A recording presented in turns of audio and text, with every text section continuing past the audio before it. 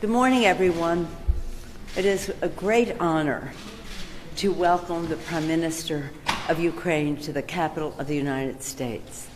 I do so with great admiration and respect for the people of Ukraine, for their courage, for their commitment to democracy, for their love of their country. I do so on behalf of bipartisan support in the Congress of the United States to help with those aspirations, because the fight of Ukrainian people for democracy is a fight for democracy even beyond the borders of Ukraine, the fight against dictatorship and autocracy. We're very proud to be working with our president, President Biden, who has been a unifier within NATO, a unifier in terms of the U.S. government, and now unifier with the Ukrainian people in so many ways. He announced this morning some expanded sanctions as well as some opportunities to help meet the needs of the Ukrainian people. We have passed, as you know, a $13.6 billion legislation appropriation that is about humanitarian assistance, economic assistance, and military assistance. We want to do more. The President said he will be asking Congress for more. We'll learn about that in the next day or so, to be taken up as soon as we can next week. We want to learn, though, from the distinguished ambassador, Shmyhal, from Ukraine, as to what the priorities and needs are, so that we can be on time, ahead of time, for some of them in anticipation of some further needs. So again, I just say that what Russia is doing in Ukraine is outside the circle of civilized human behavior. It's horrible. Words are almost inadequate to describe it, and that's why we're so privileged to have received the permission from the Ukrainian government to display their photographs and public manifestations of the war. Starting on April 28th, will be in the capital of the United States. In the hallowed halls of the capital of the United States, we will be demonstrating for a number of weeks the photographs of what is happening in Ukraine, the impression.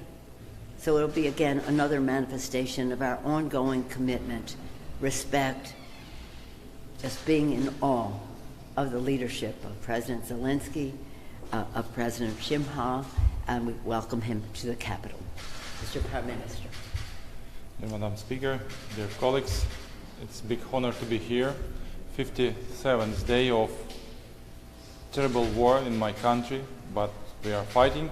We have and we feel great support from United States, personally from President Biden, from Madam Speaker. We have now for the main task to have ammunition, to have sanctions, to have finances, and to have European perspectives for my country.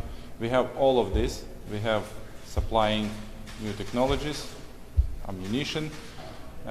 We have sanctions. We work together. We coordinate. The sanctions should be very effective.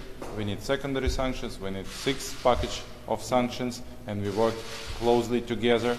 And we also need some finances to finance internally displaced persons, to finance our refugees all around the world, especially in European countries, but all around the world, in all democratic countries. We need money for mine cleaning activity, because it's a terrible situation. More than 120,000 square miles are under mining in my country, and we need again develop this activity, which is not regular activity for a normal country in 21st century, but we need money, we need technologies, we need support in this sphere. We also need support these people which are suffering on the territories where the big battles, or near of which big battles are continuous, because more than 10 million people are suffering because there is no food, no water, no electricity or water supplying. So we again support them, and we have support from our partners in this activity. And thank you, the United States, for its leadership position in this. Thank you personally to Madam Speaker for your leadership. in support of Ukraine, and actually for your understanding which problems, which challenges we have in our country because of this terrible war and terrible crimes and atrocities which we have in my country, unfortunately, in the 21st century. So thank you to people of United States for grateful support of my country, and we hope that we will win and all together, because now the aims of Russia are to create next crises. An energy crisis, we go through this in the winter time. Now they create migration crisis.